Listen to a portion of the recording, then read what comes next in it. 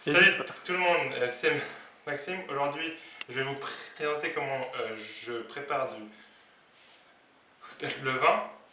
Alors, levain, c'est quoi? C'est simplement des micro-organismes qui se nourrissent du sucre contenu dans la farine et qui vont dégager deux choses. Premièrement, du gaz, donc c'est ça qui va faire lever notre pâte, et deuxièmement, de l'acide, et c'est ça qui va donner son goût acide au pain. Donc le pain au levain, il est plus digeste, il est plus sain et il se conserve mieux que du pain à la levure qu'on trouve traditionnellement. Donc c'est pour ça que moi j'en fais du pain au levain tous les 2 jours, et en plus c'est plus économique. Donc dans une prochaine vidéo, je vais vous expliquer comment moi je fais mon pain, et c'est du pain au levain. Donc si vous voulez faire votre pain au levain chez vous, il faudra préparer votre levain, et entre le moment où on prépare le levain et où on peut l'utiliser, il faut attendre 2 semaines environ. Donc moi j'en ai déjà un de levain, mais je vais en préparer un avec vous. Comme ça vous pouvez voir un peu à quel point c'est simple de préparer.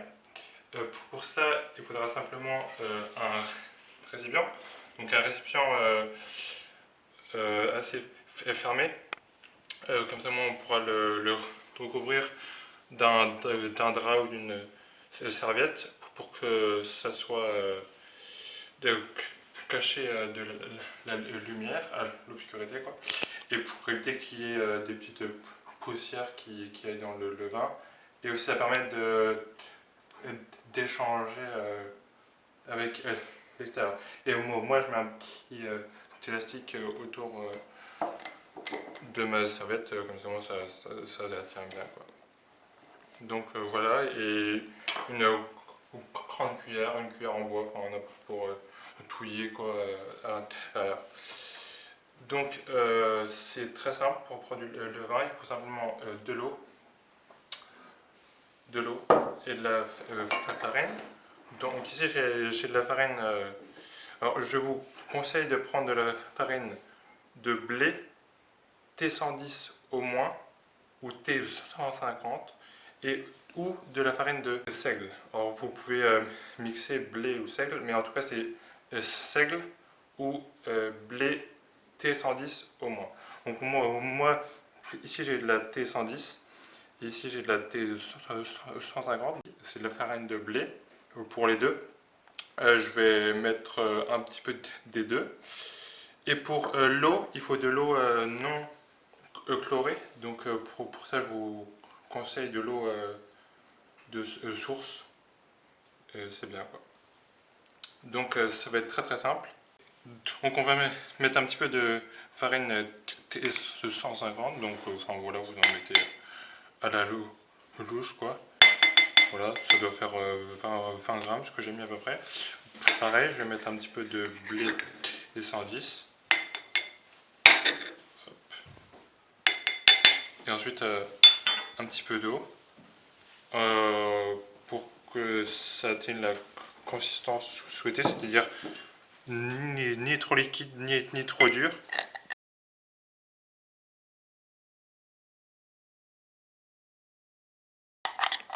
Donc ici on voit que c'est trop liquide, c'est même presque que de l'eau, donc on va remettre un petit peu de farine.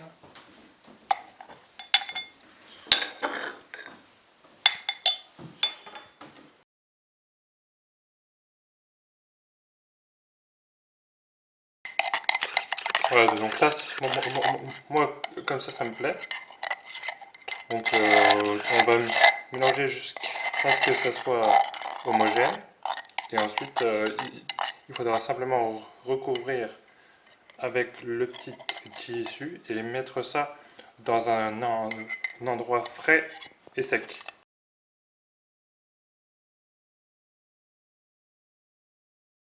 Ok, donc ici j'ai atteint la consistance souhaitée et je suis homogène.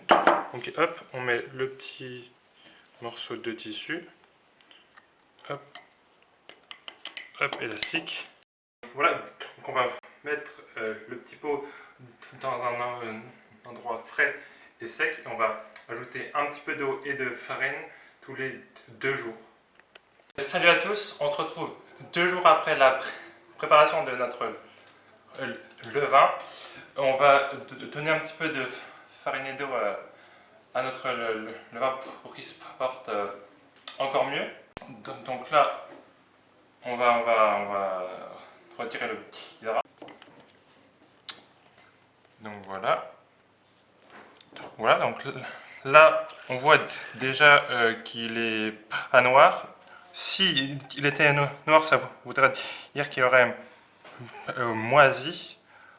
Auquel cas, c'est pas bon, il faut le mettre dans un endroit plus sec. Alors là, on voit qu'il y a un petit peu d'eau qui surnage. Ce n'est pas du tout grave. On va juste homogénéiser un petit peu ça et ça devrait faire l'affaire. Et on va ajouter donc de la farine et de l'eau.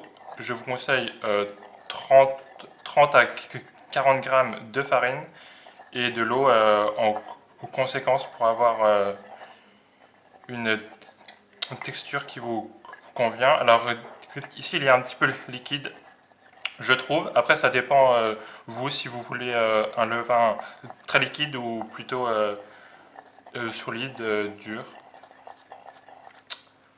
Donc un petit peu de farine, 30 à 40 grammes, voilà, comme ceci.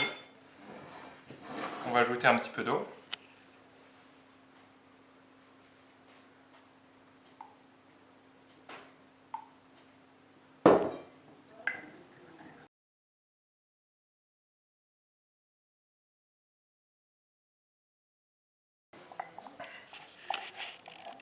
Voilà, donc ici on a la bonne consistance, moi ça me plaît bien.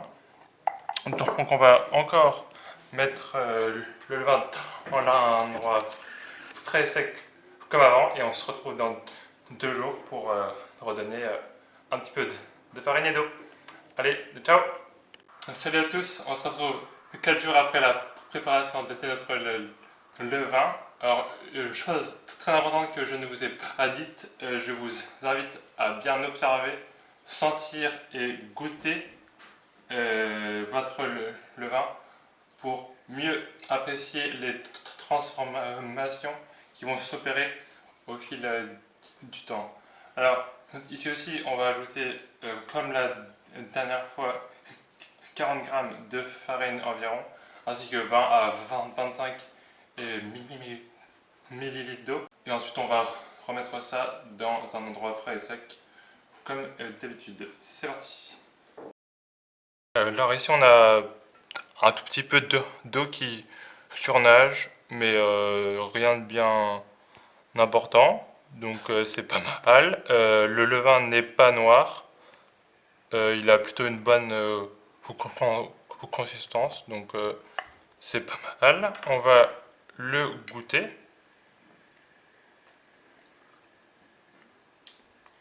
Ah, on sent qu'il commence à être un petit peu acide.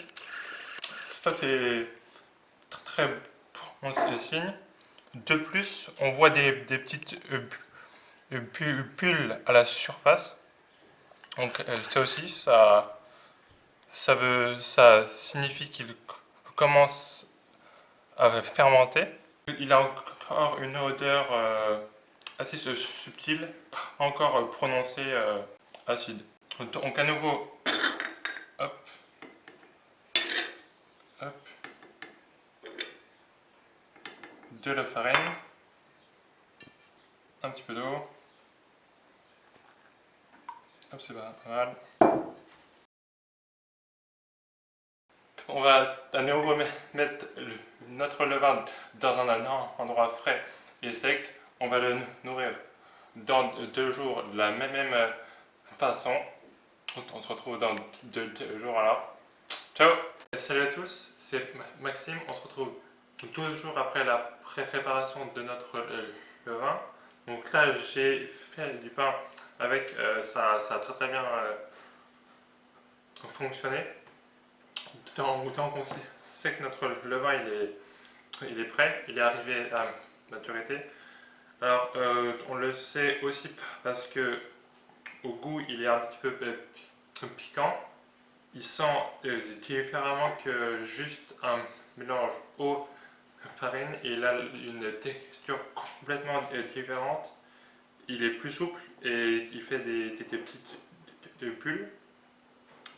Alors, pour la conservation, on va placer notre levain dans un lieu froid, donc entre 5 et 10 degrés.